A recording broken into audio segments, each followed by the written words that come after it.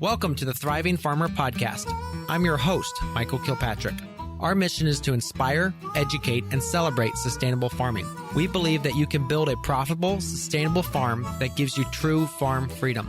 Join us as we talk to farmers, innovators, educators, and entrepreneurs to glean their top takeaways in business and life.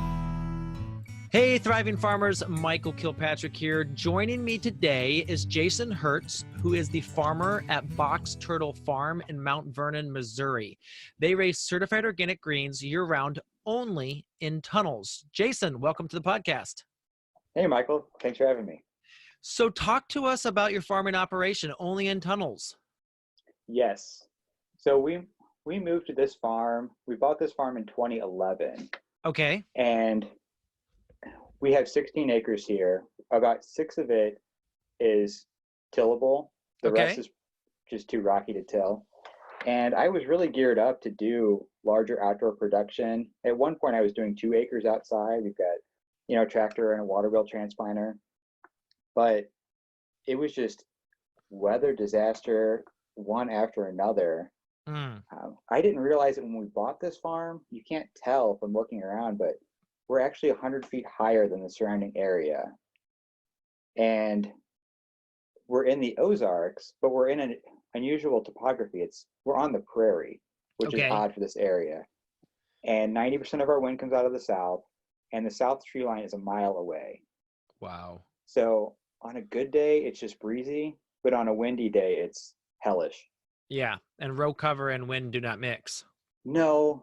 So row cover doesn't mix, ground cover doesn't mix, and wind will just shred anything we plant outside here eventually, or a hailstorm or whatever else happens in Missouri. Yeah, because Missouri is it's not a friendly climate. It's kind of like Oklahoma.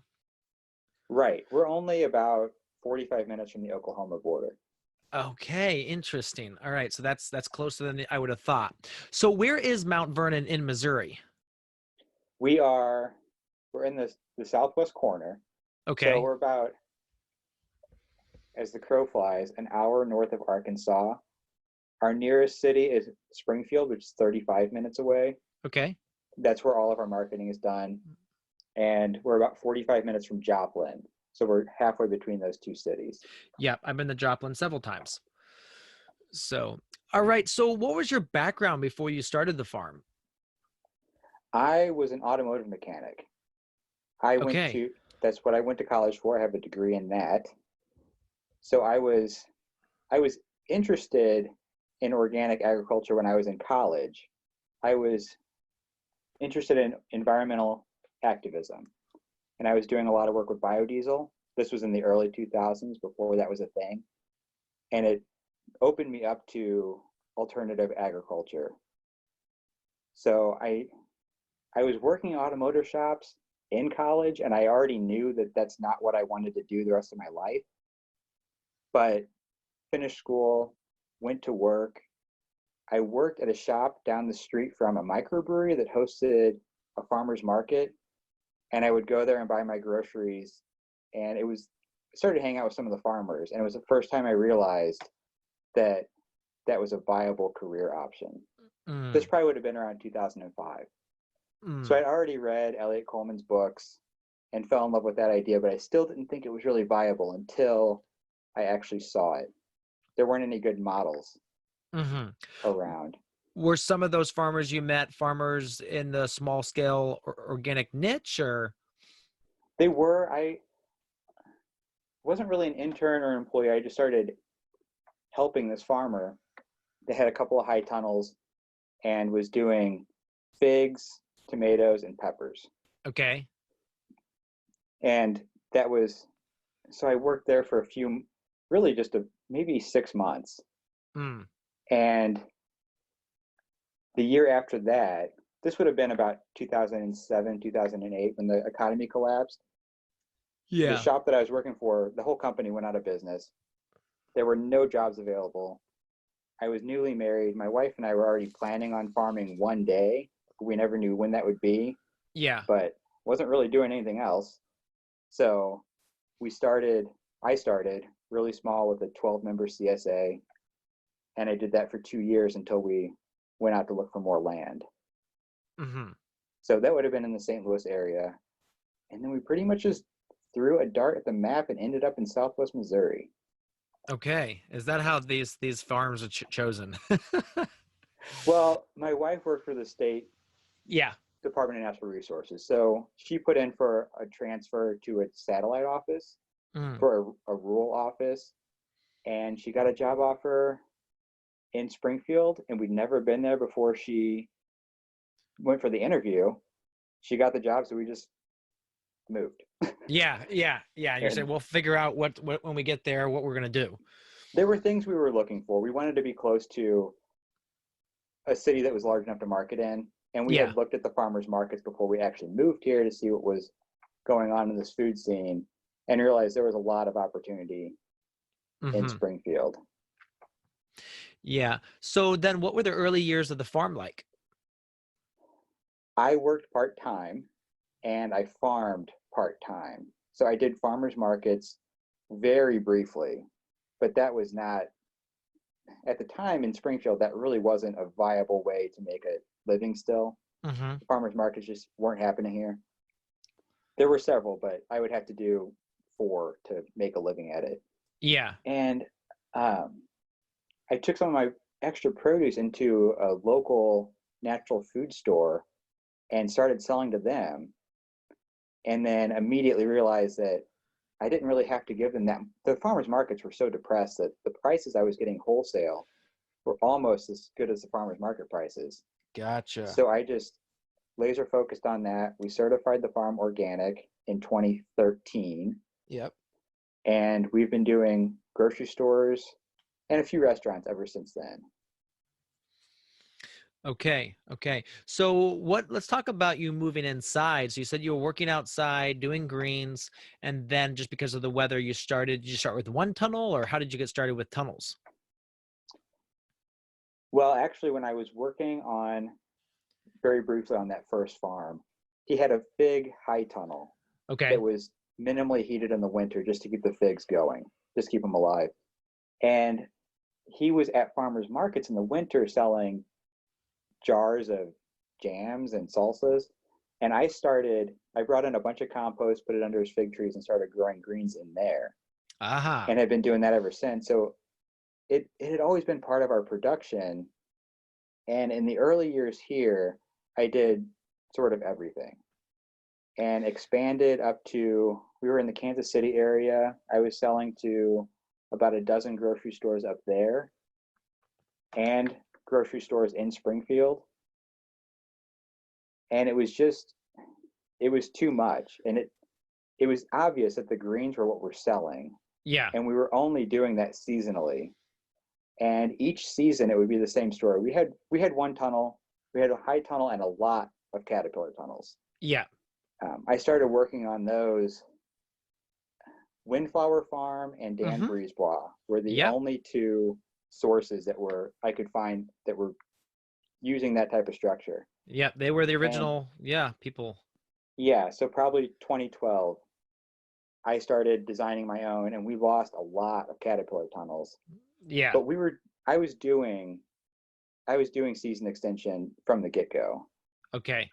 But still, salad production was only seasonally, and every season when we got started back in salad production, I would have to fight tooth and nail with 3 or 4 other farmers that were all going to my same grocery stores. Mm-hmm. So I realized that to really do that, I had to do it all the time. Mm.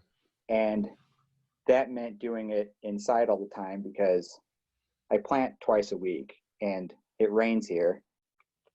So we just kept on that path. So I think we moved out of the caterpillar tunnels and don't use those anymore.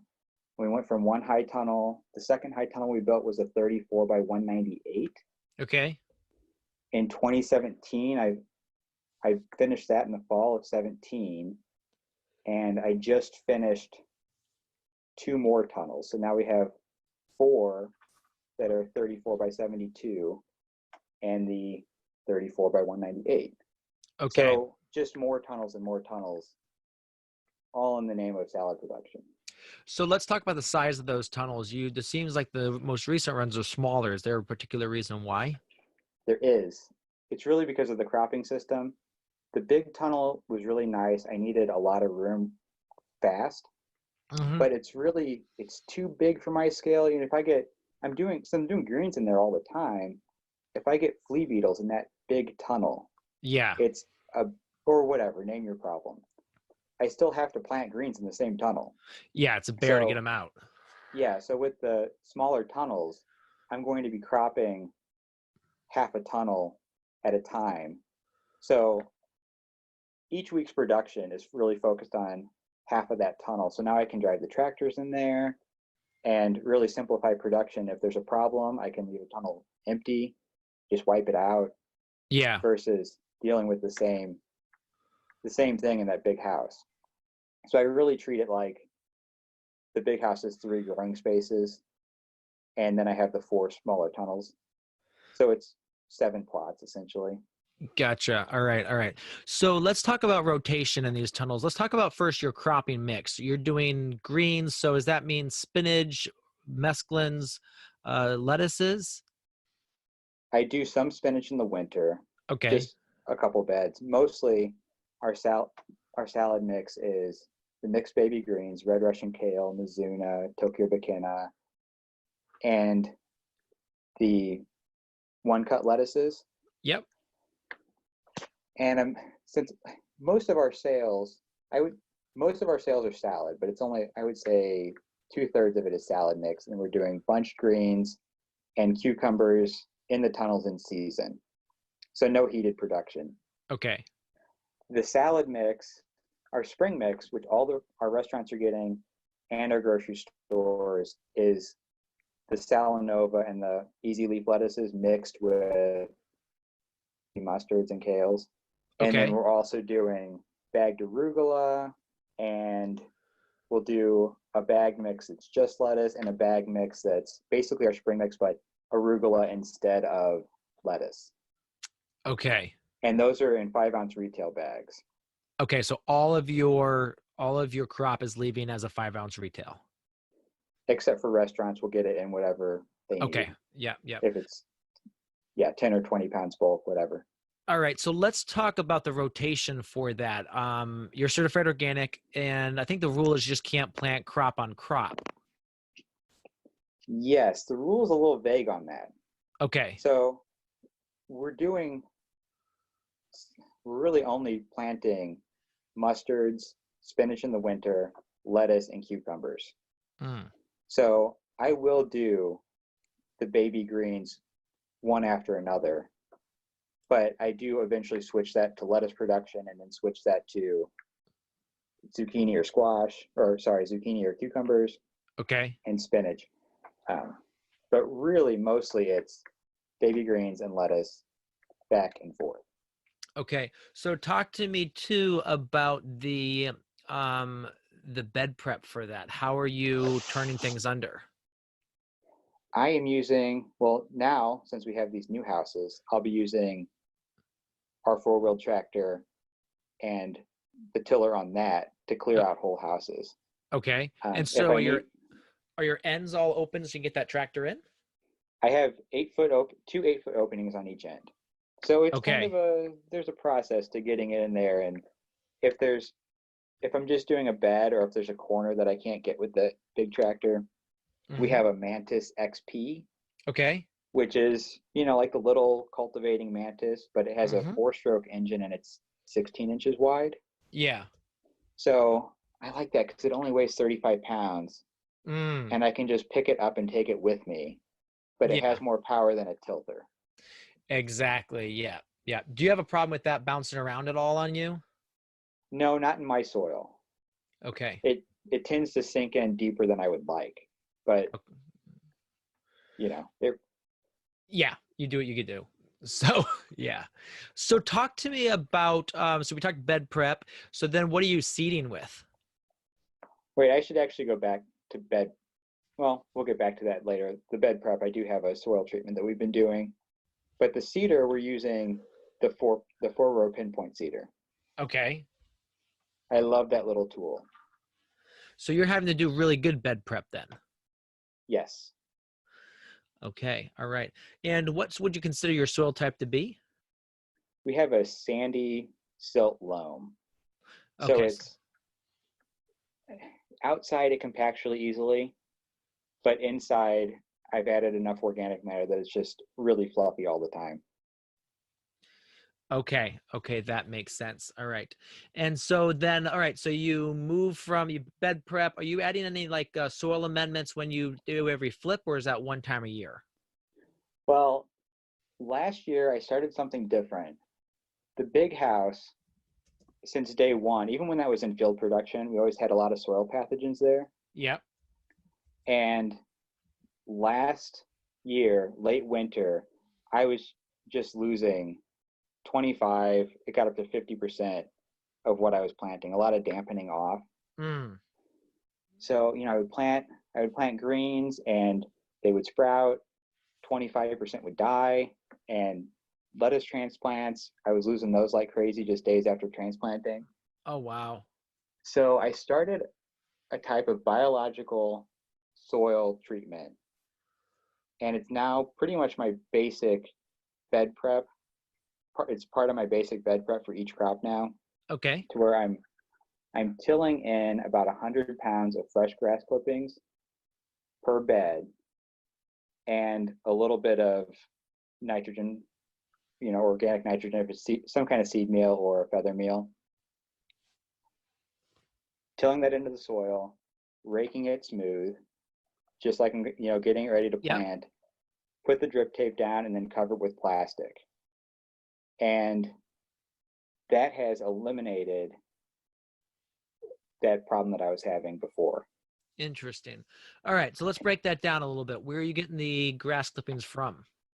I am mowing those from the farm. Okay, because you've got all this other acreage outside. So you just mow that, bag it, stick it in the bed. Then are you just tilling in with your tiller then? Yes. Okay. All right, cool. And that is help. Now you're doing that before every single turn. I don't do it in the winter because the grass doesn't break down.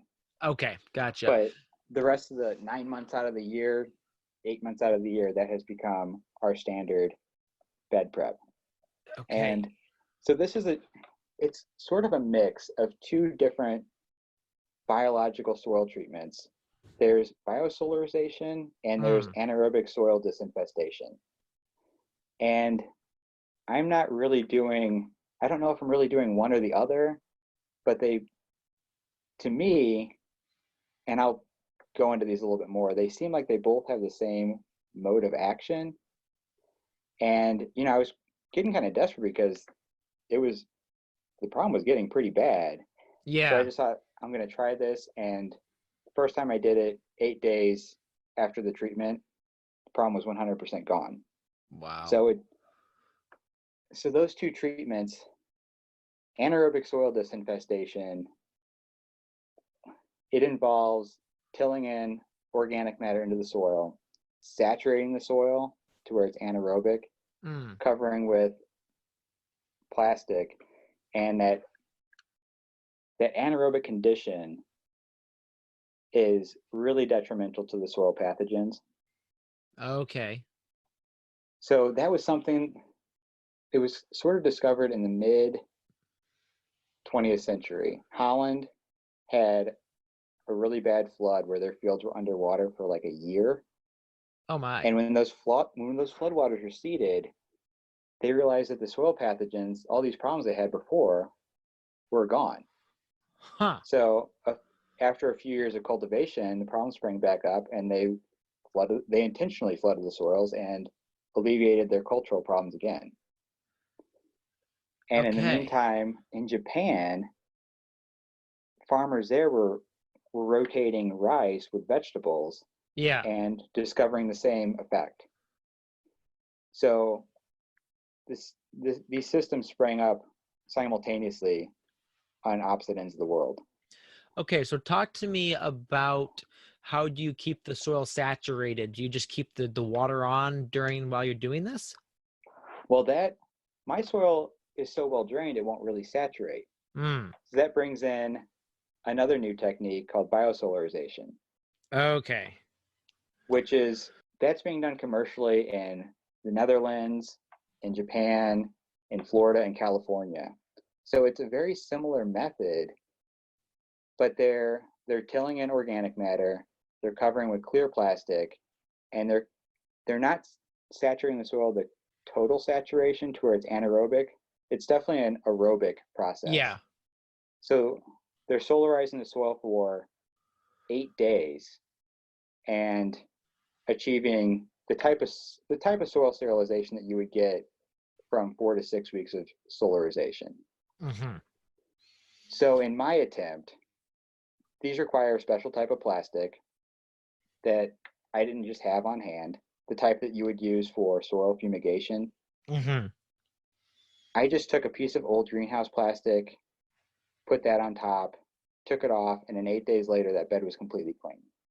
Wow. Now, And does this also help with weed control? it does. So there's a certain temperature that certain weeds are either killed or they go dormant.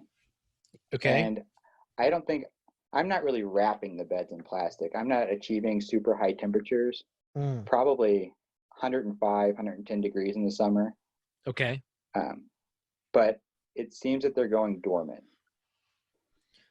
So what's really happening, the way that I say that, to me it seems these two separate methods have a similar mode of action, is that as this organic matter breaks down, the byproducts of decomposition are all of these volatile organic compounds.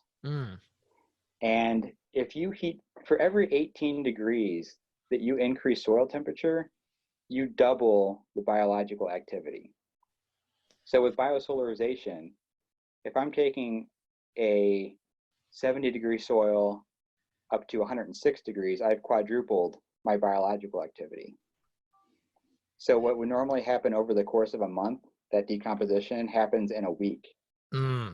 And it's not just a heating process, it's a biological process that is just destroys the soil pathogens while leaving the good guys intact to repopulate that area.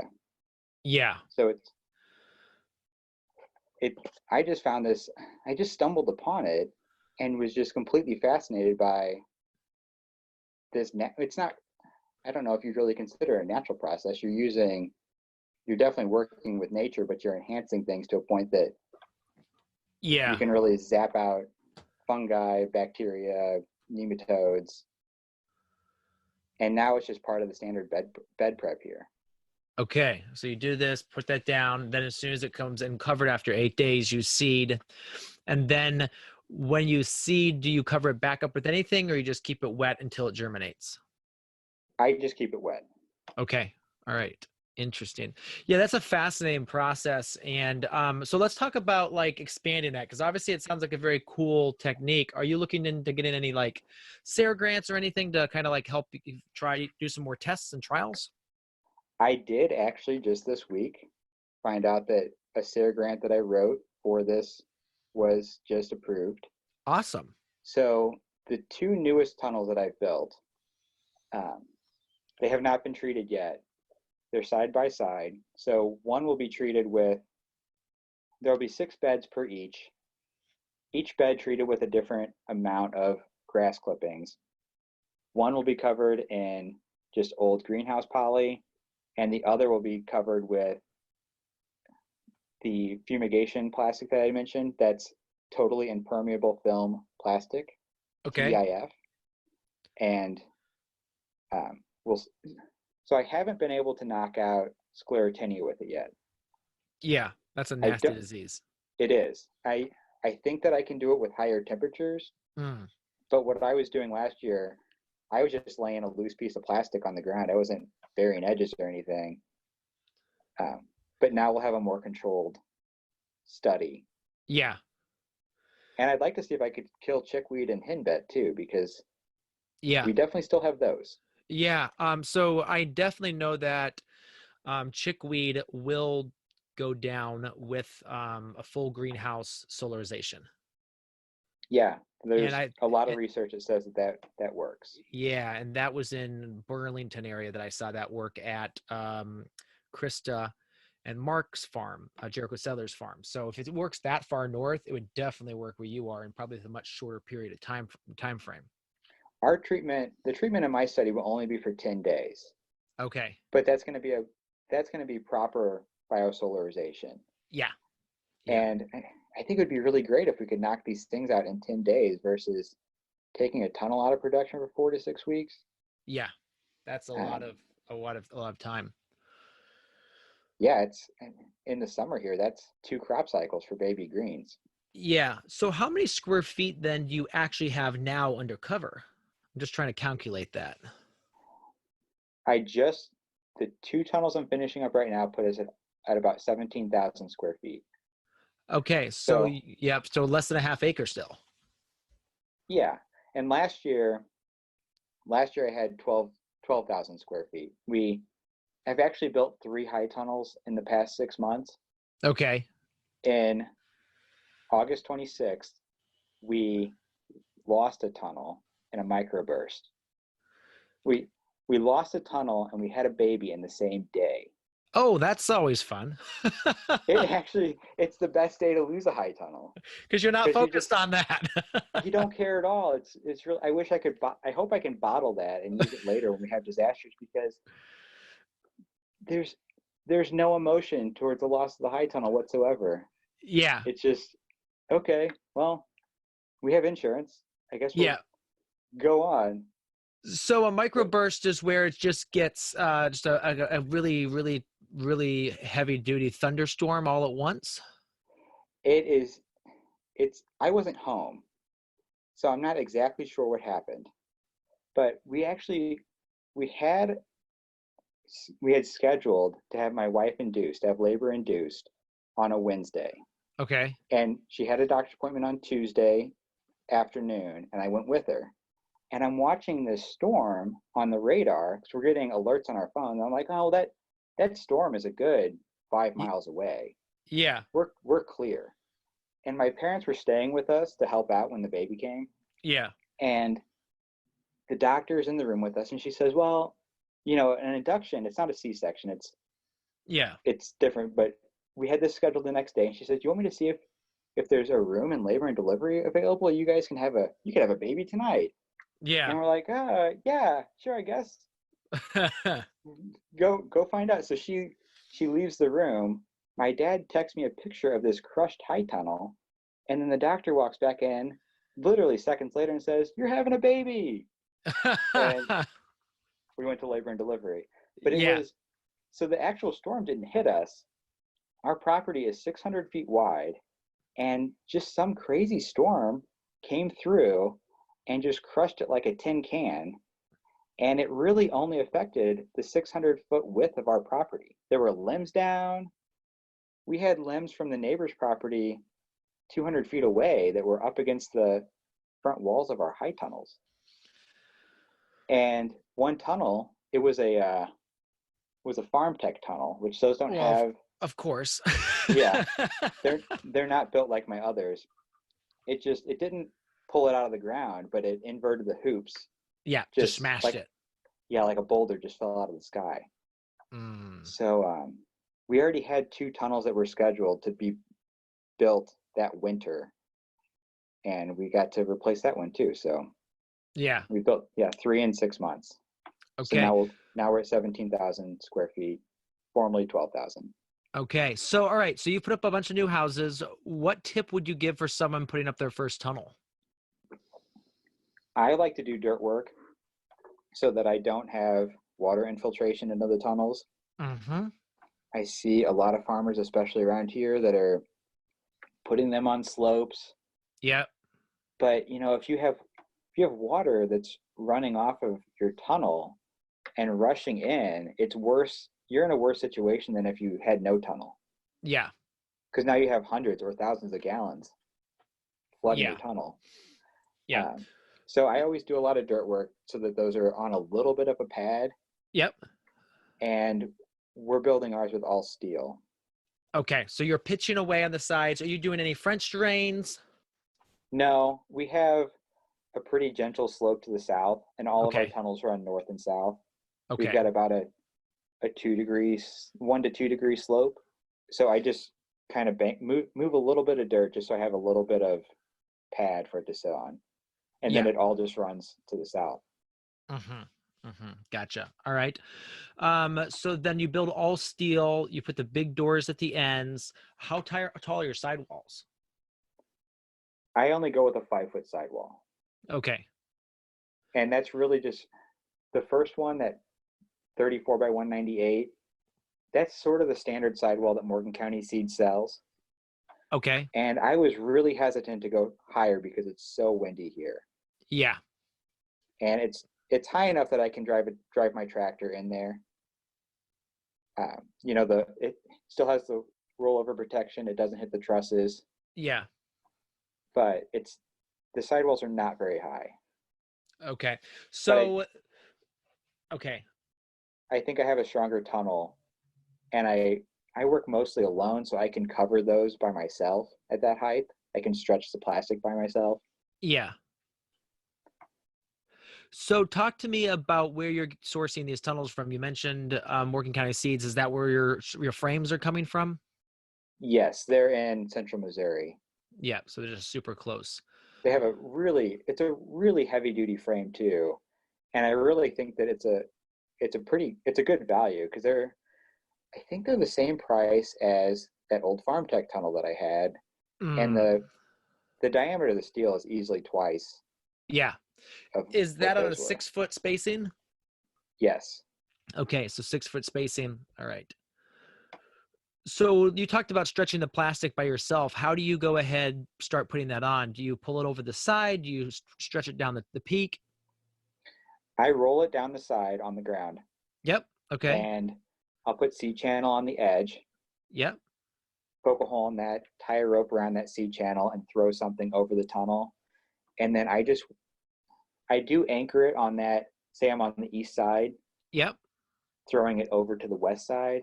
I will anchor it on the hip boards on that east side, so that when I pull it over, it can't fall back over to the other side. Because Mm-hmm. I've definitely had that happen. You're pulling to the west and it looks good, you get a little gust, and then the whole thing is on the west side. Yeah. Yeah. Yeah. Yeah. And It, yeah, I just start on that long side down the hip board and just go back and forth side to side until it's gotcha. stretched.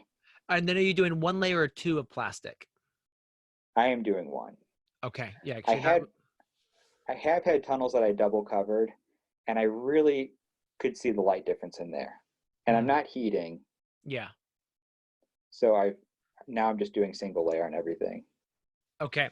And yeah, so we used to do the tennis ball trick where we put a tennis ball and then tie a rope around the base of the tennis ball through the plastic. And so we didn't have to poke a hole. But yeah, that C channel works good too. Yeah, and it's not very expensive to, waste a couple pieces of C channel. Yeah. Yeah. So talk to us about so you put up the tunnel. How many crop turns do you plan on getting in each tunnel per year?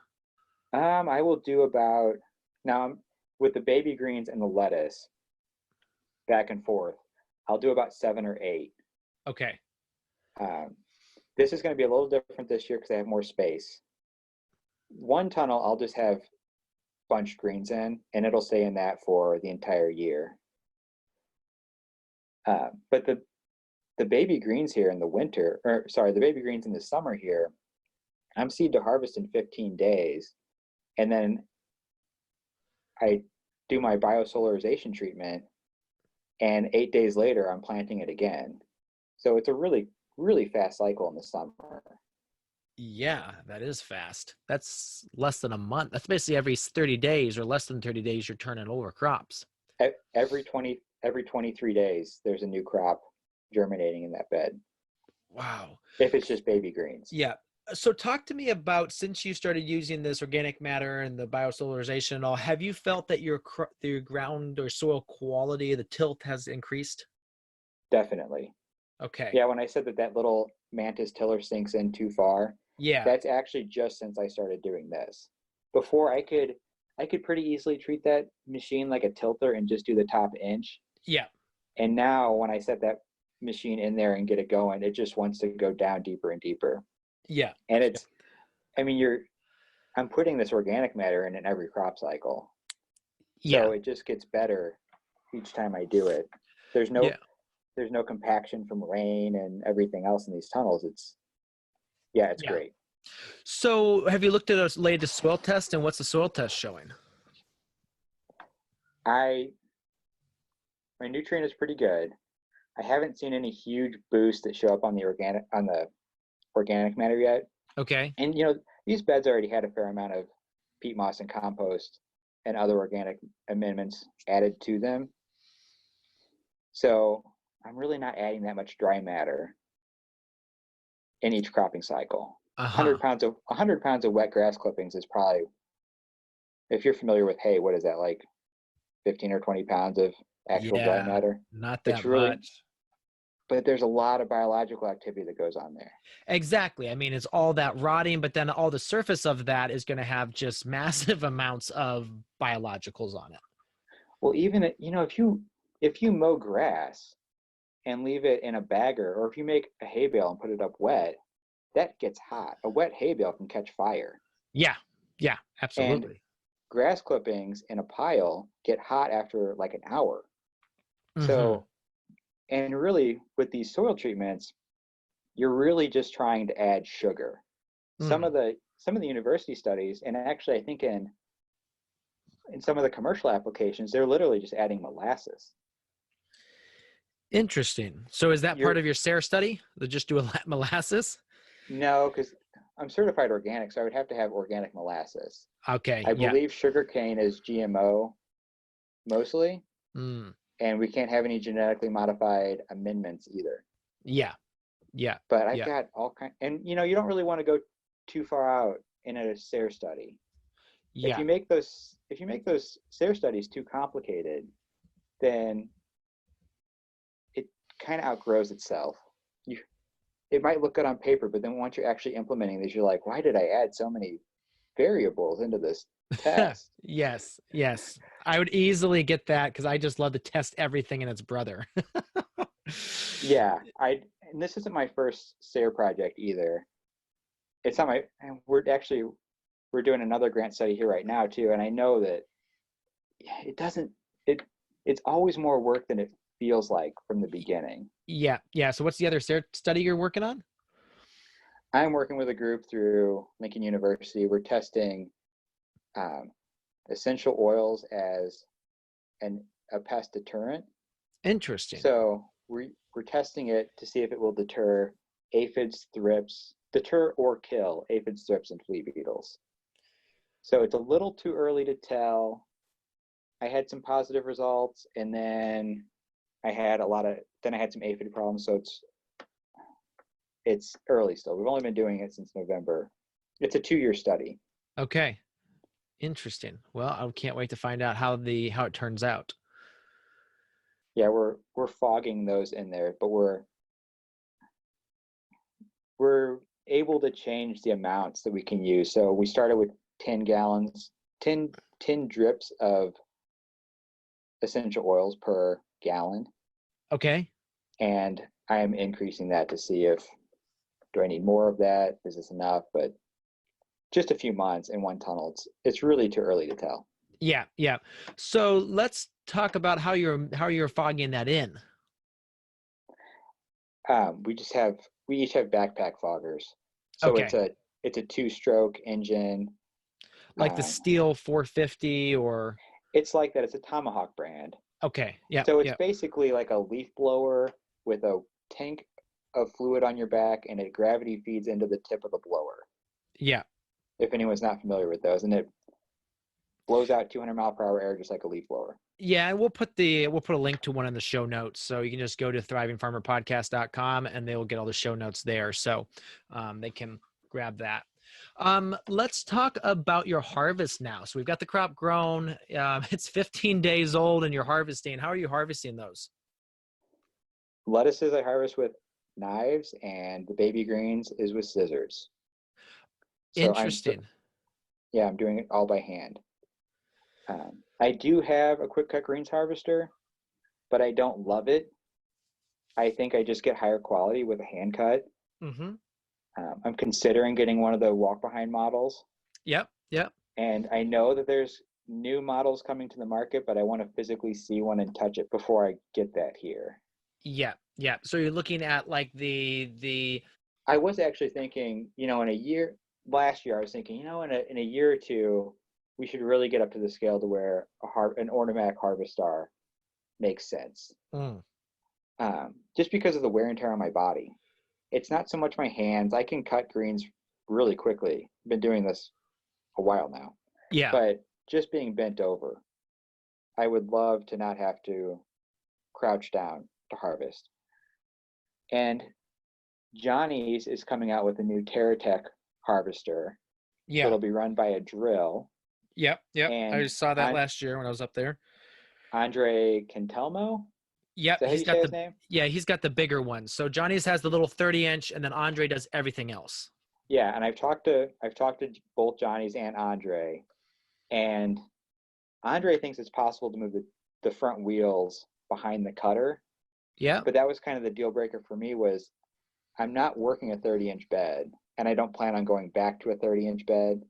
Okay. Yeah. And I think a Harvestar, the front wheels are behind the cutter bar. So you could plant a house without any walking rows, I believe, and just cut. Yeah, you'd probably have to adjust on either basically to make sure the product flowed. So because where those bandsaws, the corners of the bandsaws are, or the corners of the cutter bar in the front there, I see a lot of things gets trampled and stuff there. But That makes sense. I think you're right. You probably, if you made some adjustments there on those front corners, some shields and some guides, I think you could get at least 99% of the way there. Yeah, my bed tops are 52 inches wide. And I do that because I can fit the most beds in that 34-foot house. Yeah. I can fit 6 beds with a 12-inch walking path in there. Okay. So so you till and then you basically basically form those beds. I don't really form a bed. Since I'm tilling, I don't have any problem with when I'm harvesting. I'll walk on the bed. I don't care. Okay. So I do have sort of a permanent path in there that's just trodden down, but I'm not using raised beds. Okay. I just don't feel that I did start with raised beds and eventually they settled down and became flat ground, and I haven't really seen a difference. Mm-hmm. Especially because you can control 100% of the water in there as well. Right. Yeah. So there is a packed down walking path, but harvesting a 52-inch bed, I'm going to climb into that bed from time to time. Yeah. With that, I'd like to stop here and take a quick break. In a minute, we'll be back with Jason Hertz from Box Turtle Farm. If you've been enjoying this episode so far, you're going to want to head over to growingfarmers.com/free resources and download our free resource bundle to help you shave hours off your week and become a thriving farmer. It includes resources such as our 10 winter growing secrets we wish we knew when we started, which is a ebook which talks about the tips and techniques to get better growth in your winter production.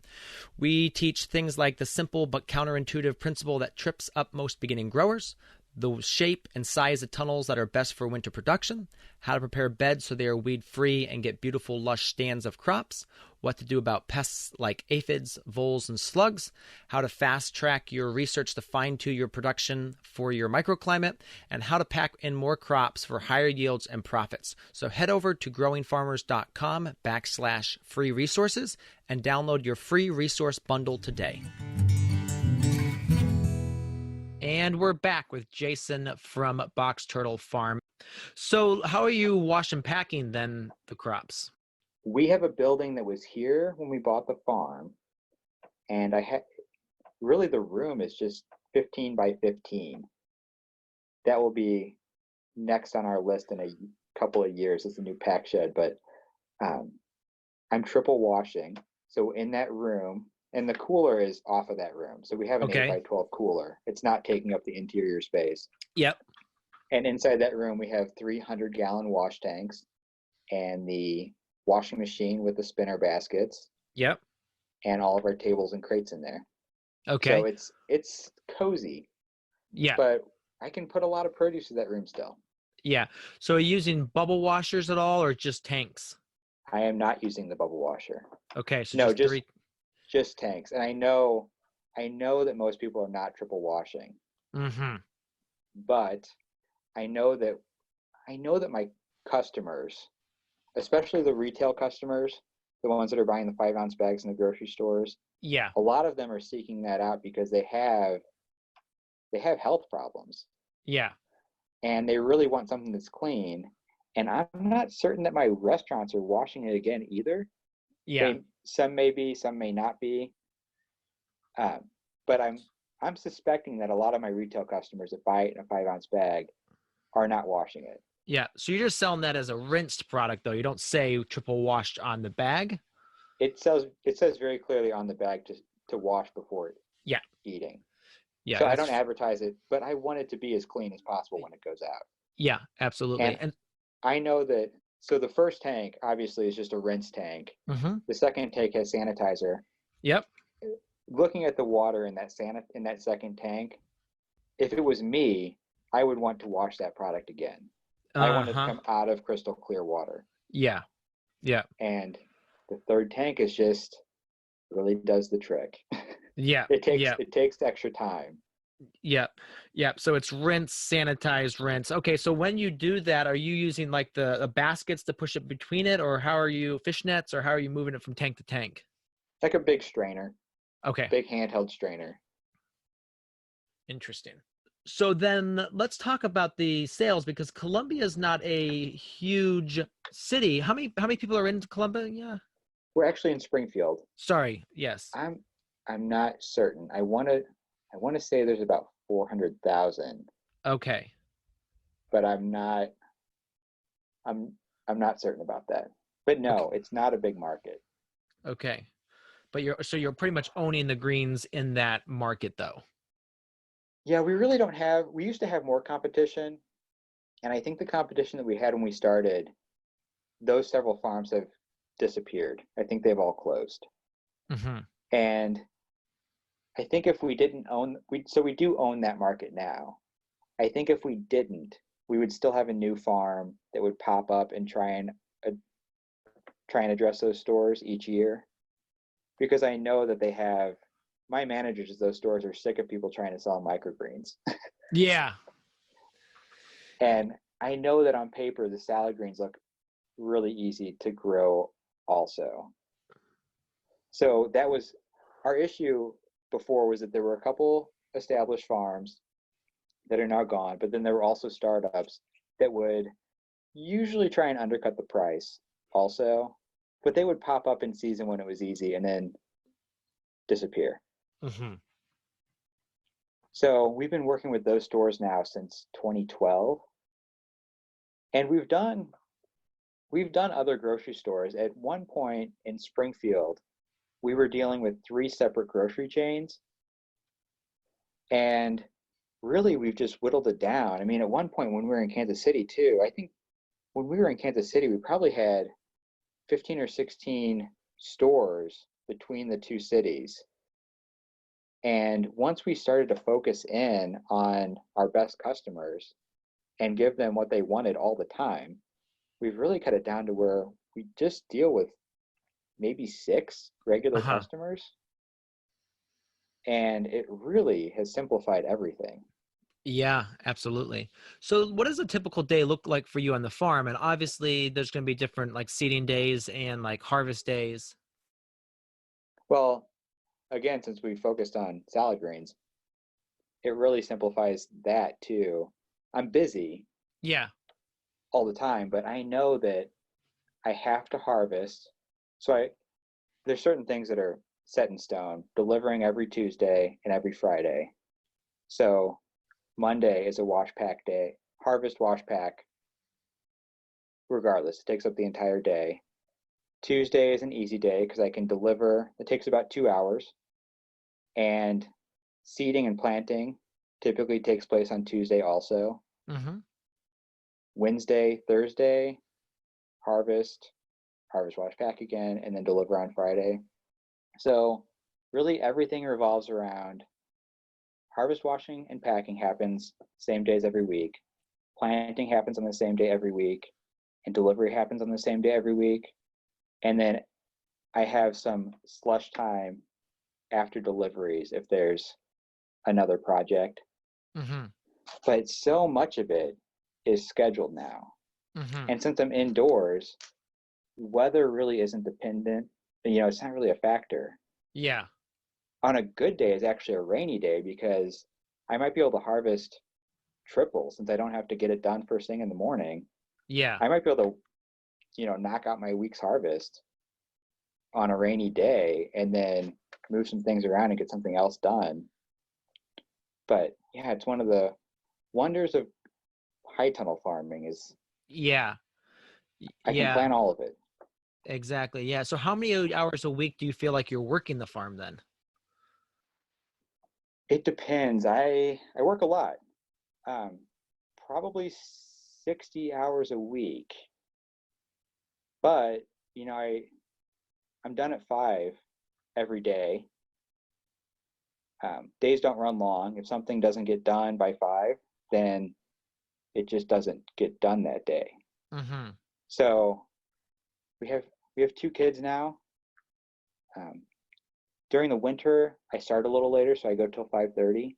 Mm-hmm. But yeah, I mean, I think I still work too many days, but I definitely have a set start and stop time. Mm-hmm. I've reined that in.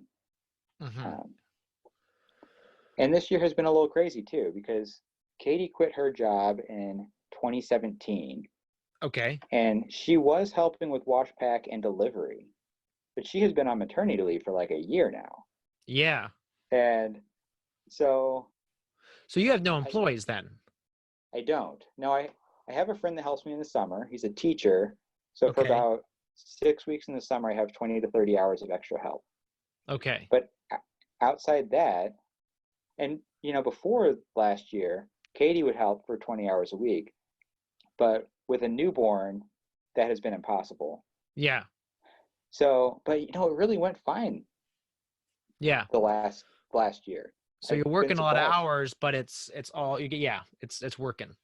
Yeah, it's definitely working. Yeah. What would be the couple things that you would do if you wanted to work less hours? Are all your irrigation automated? Would you automate other things? I do need to automate my irrigation, and really we don't. I need water storage because our Ah. pump doesn't really put out enough to irrigate the whole farm at once. Mm, But I think that's going to be the the time saver is going to be a change in harvesting. okay. Um, Yeah, I because am that gonna, takes a lot of time. yeah, we are definitely with the new houses. We're definitely going to hire some help this year because I'm starting to think Katie's not coming back. Seems it's been a while now, She's still and saying, "Yeah, I just need a couple more days." well, no, our daughter doesn't. Before our first daughter would take these 2 and 3 hour naps, Mm-hmm. so Katie could come out and Yeah, wash pack. I know all about that. Yeah, that our our daughter Edie, our new little girl, only naps for about 30 minutes, Yep. and she doesn't like to be set down, so it makes that impossible. Yep. Yep. Kids will But really throw you through a loop.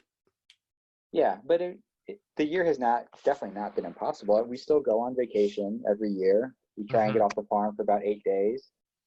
Um, I try and make time for conferences and Yeah. Yeah, you're able to come to that the frozen ground in the middle of the summer. So yeah, when you get an email from um, Sandy Arnold and Elliot Coleman, you find a way to make it up there. yes, you do. And it's really it's one of the benefits of the customers that we have settled on. Mm-hmm. We've really shopped around for customers, and we don't usually meet anyone that's actually eating our salad, but we've really based our marketing on the relationship with our our chefs and our produce buyers, and they completely understand that we're going to take a vacation. Mm. And I'll have someone here. So instead of doing 2 deliveries that week, I'll do one big one and I'll have that person deliver it for me. But they completely get it. It's just, Yeah. we've based our system on being as reliable as possible. And we know when we're going to go on vacation. So there's really no surprises there. But Mm-hmm. I don't think we couldn't work our lives around 15 grocery stores that didn't get it. Yeah. Yeah. So it sounds like you've built yourself very high quality product delivered basically to a very select handful of customers, which allows you to probably get a premium price and just to design the life you want. Um, Sort of. We don't really get a premium price. We've always tried to be Okay. competitive. When we're in Springfield, Missouri, Yeah. price is a big deal here. Yeah. So we've always tried to be competitive with the wholesale market. I mean, not right to the penny. We do expect a little bit of a premium, Yeah. but we're mostly we're wholesaling Yeah. to those stores. But we keep the quality high and we're regular. Yeah. So with the new tunnels that I built, it's the first time that we've taken a break from actually marketing since 2017. Mm. The first time our stores have been without salad, and they knew that was coming. We're Yeah. back. Just last week, I went back to delivering, and every store we were in, they're saying, "Wow, we've had customers calling and asking," and it seems crazy to me because it's just salad.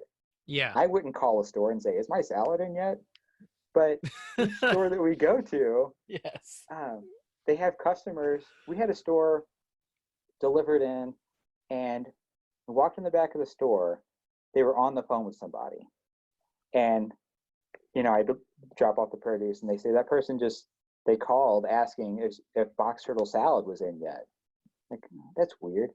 And I go and I buy a few groceries. It's my last stop, and I'm heading out, and they're on the phone again.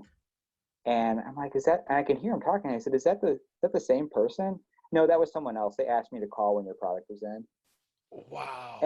it's just, I'm so thankful that we have a customer base like that. And it blows my mind because it's good salad, Yeah. but it's salad. Um, Yeah. but we've sort of made ourselves indispensable to those grocers now. Their customers have to have it. Mm-hmm. Mm-hmm. So Absolutely. and the prices, I mean, there's a couple stores that only carry our salad. When we are out is the only time that they'll get something from the distributor. Yeah. But the other stores that carry things from the distributor, the price is the same. So they're getting, Organic Girl is on the shelf right next to Box Turtle Farm, and they're the same price. Mm-hmm. Gotcha. So, So who would you say your mentors have been over your farming journey? I haven't really had any set mentors, Okay. and I think it really slowed down the progress. Mm. Um, Now, early on, I read everything Elliot Coleman wrote, and when I when I knew that we were going to go into more high tunnel production, when we built the first high tunnel, I sought out Paul and Sandy Arnold's their PowerPoint, their Yep. all the material from their conferences is available online.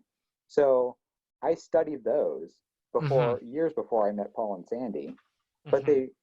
they were inspirational, but they really weren't mentors. Yeah. Yeah. But Yeah. all along the way, I've met other farmers and people that encouraged me and let me know that I was on the right track. Mm-hmm. Because you're not sure when you're out here by yourself. Mm-hmm. And things really aren't going great in the beginning. And there's a lot of doubt there. Is this right? Should I keep doing this? Is this going to pay off? Mm-hmm. But Am I going to make money? yeah, am I going to make money eventually? Because we definitely weren't making money in the beginning. Yes. Took a lot of years to get into the black. Mm-hmm. But yeah, I never had that, and I wish I would have worked on more farms first and developed something like that, some Mm-hmm. type of formal mentorship. Yeah. Yeah. So if there was like a magic reset button as relates to starting your farm, what systems would you go back and put in place sooner? I wish I would have bought a good tractor in the beginning. Mm-hmm. Uh, And like I said in the beginning, I wasn't sure that it was going to work, and I really should have had more confidence in myself because we moved out here to farm. We moved 3 hours across the state and bought a farm. But then even once we're out here, there was a lot of doubt to where I didn't really want to invest in really good equipment in the beginning. So we bought a tractor, but it wasn't a good one. And now I have a nice Kubota tractor with a hydrostatic transmission and a front end loader. Yeah. And I wish I would have bought that in year one and just paid it off. Yeah. What's the model number? It's the L3400. Yep. Mm-hmm. It's a very popular one. Yeah, it's perfect for a 16-acre property with the amount of ground that I'm working. It can pull the water wheel transplanter that I haven't actually used in quite a while now. But I wish that I would have bought that from the get-go. You could go to, it would have been so much easier with all the construction projects that I had. Mm-hmm. And once I started really getting into high tunnel building, I picked that thing up pretty quick. Yeah. But man, just moving material around, and I really needed something that would start every time. Mm-hmm. And I wish I would have just bit the bullet and done that from day one. Mm-hmm. And then the high tunnels too. I started with Caterpillar tunnels, and You fought with those. I did, and I had to fight with engineering them because there wasn't really a great blueprint out there. And I have a really good design now that I made myself, but they still can't be vented on a day with 40-mile-an-hour winds. But I wasn't really willing to spend the money on a high tunnel either. Yeah. So we had a lot of Caterpillar tunnels. I had 8, and 4 were 125 feet long and 4 were 175 feet long. Wow. So it was definitely a big investment, and it's not something that I use now. Mm-hmm. So is someone selling an awful lot of Caterpillar bows? No, I don't know. I keep thinking maybe I will use those. Okay, so you're hanging on to them still. If someone needed, I would like to keep one. If someone needed them, yeah, I would unload those. But yeah, I'm kind of too busy to actively seek out a buyer. yes. Too, so yeah. So you're not doing clamshells, so that saves you a tremendous amount of expense there. No, and we did have early on. We had a retail customer, and it's a store that we still work with the most. It's our biggest customer. They wanted us to do clamshells, and they wanted us to do clamshells or to go down on the price. Mm-hmm. And I refused to do clamshells, and I thought it was even a ridiculous request for them to negotiate price with me, because I knew what they were getting from their wholesaler. Yeah. So I gave them a price break for about 2 weeks. I gave them, I don't know, 25 cents off a bag or something, and went back up. And I won that. But we use a lot of plastic out here. I mean, I'm in high tunnels. But I bought a clamshell back then, and I put it on my scale, and it's 15 times heavier than the bag that I use. Mm-hmm. That's 15 times more plastic. And the bags I use, I'm heat sealing a really nice, it's a 9x12 poly bag. It's 1.2 mil. So they're crisp and clean, and they really have a great presentation. And the whole packaging, if you can look at our website or our Facebook page, you can see our package. In a larger grocery store, thank you, it gets confused with commercial trucked in package. And we only have with the front logo, the front sticker, and there's a sticker on the back with ingredients and the lot number.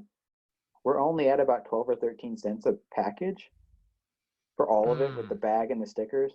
Yeah. And clamshells, I mean, it would cost me probably $6,000 out of pocket a year if I went to clamshells. Mm-hmm.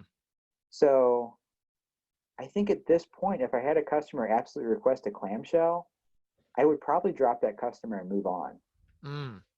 Because we have that kind of demand that I could just pick up a restaurant and drop that grocery store. Mm-hmm. All right, so we've already kind of covered your marketing. You're selling to these 5 or 6 customers, selling a retail bag. You're selling to the the chefs as well. Are you doing any promotion now? We do very little because we don't really have to anymore. Mm-hmm. When Katie quit her job in 2017, we hired a photographer to come out and take pictures of the farm Mm-hmm. and family photos too. If you want a Yes. tax deductible family photo session, and we use those photos. It was really the first time that I put our faces on anything. Mm-hmm.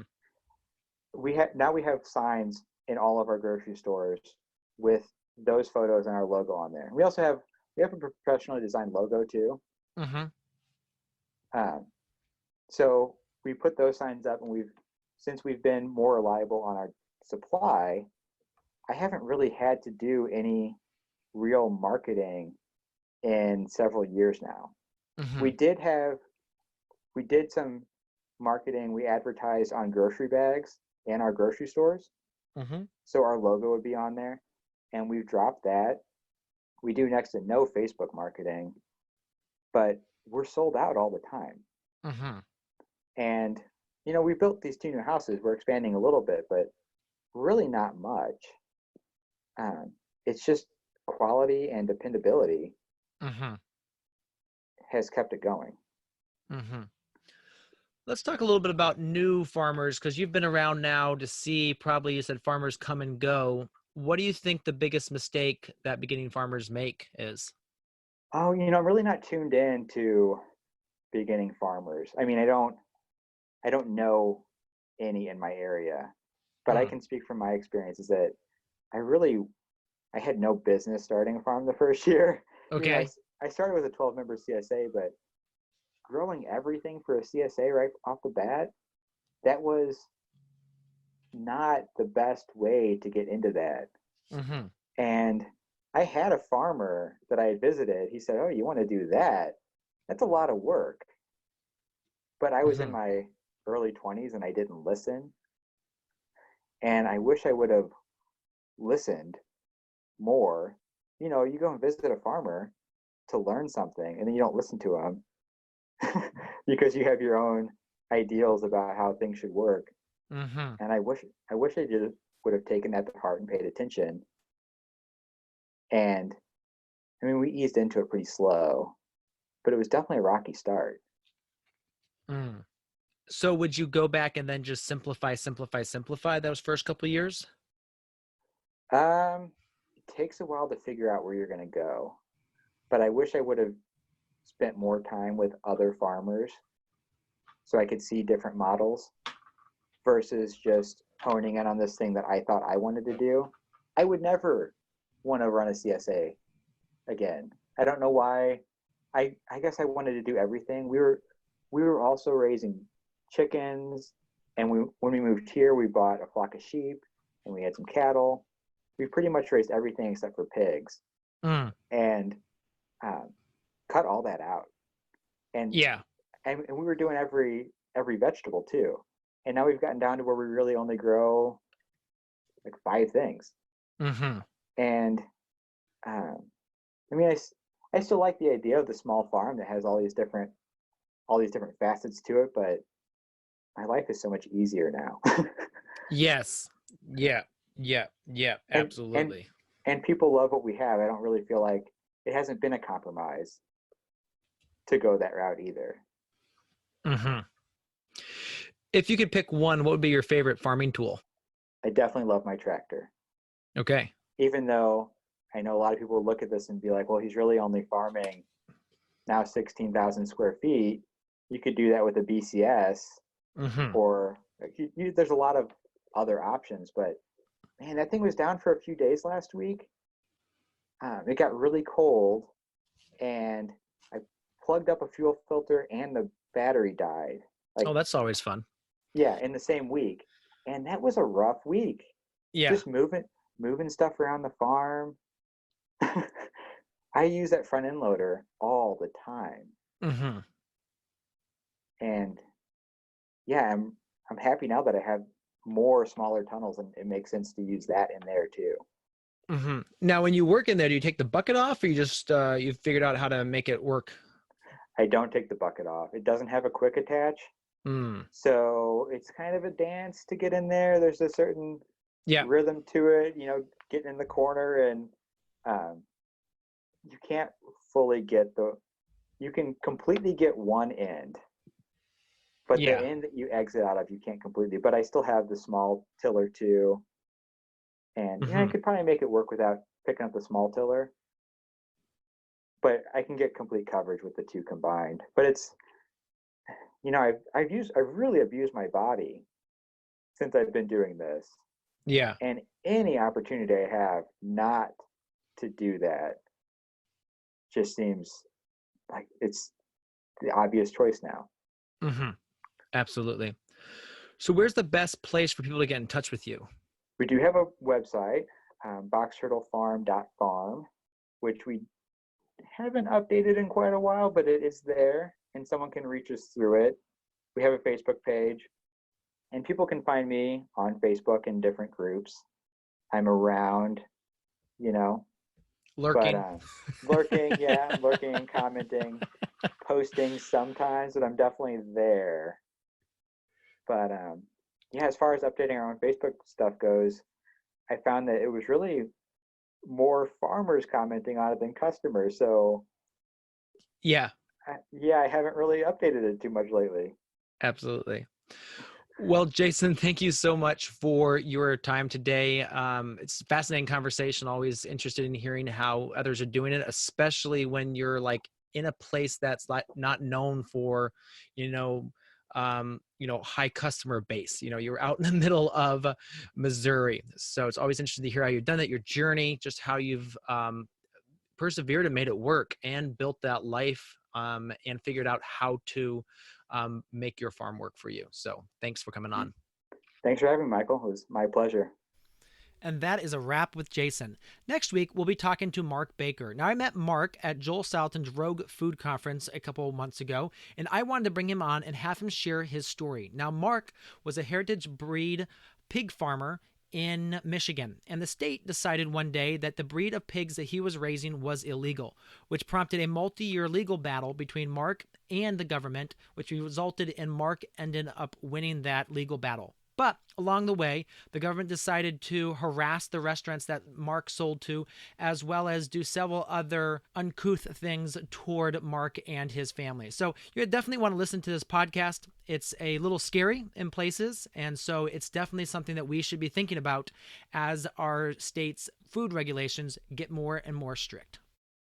So there you have it, another episode in the books. So I'd love if you would hop on over to iTunes and leave us a rating and a review. Those mean everything to us. We love to hear what you're thinking. If you have a podcast guest that you can recommend, please pop on over to the Thriving Farmer Podcast website and leave us a review. That's thrivingfarmerpodcast.com.